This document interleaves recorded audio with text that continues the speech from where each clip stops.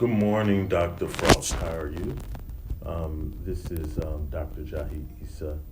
I was formerly a professor of history at Medgar Evers College before I decided to leave the United States and seek political refuge in Burkina Faso, West Africa. My purpose of this message is I want to add that I was born in the United States. I was born in St. Louis, Missouri.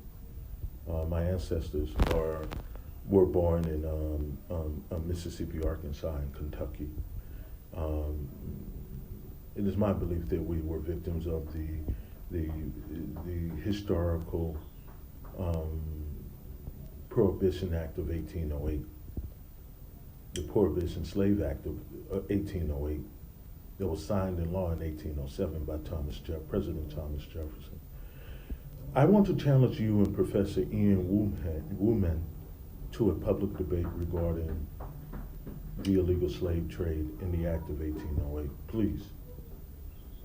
This is very important because you brought this up in your address to Congress last February, I believe, and or was it last January?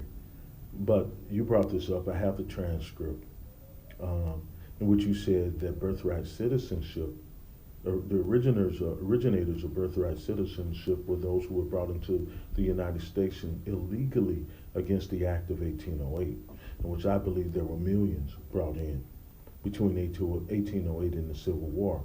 And my argument is that most African American citizenship is plausible because it didn't pertain to those millions of Africans who were freed after the 13th Amendment and made citizens during after the 14th Amendment.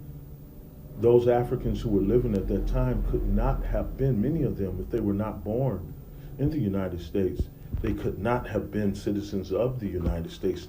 The 14th Amendment did not grant them citizenship, and if it did not grant those African citizenship, like Kojo Lewis, whose ancestors came on the Catilda and 130 other ones and other slave ships that came into the United States, particularly those that came between 1825 and the American Civil War, they could not be citizens of the United States. And if they could not be, if the 14th Amendment, according to you and President Trump, saying it was for babies, the babies of slaves, then how could the parents be citizens? And this is why I make the argument our citizenship in the United States is plausible.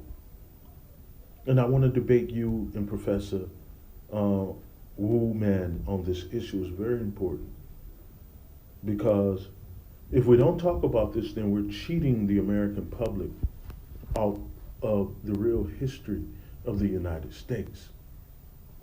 And I know this may cause a lot of panic and pain for the ruling elite,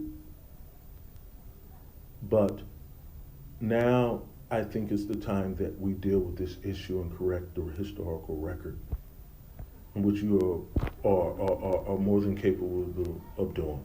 Thank you very much.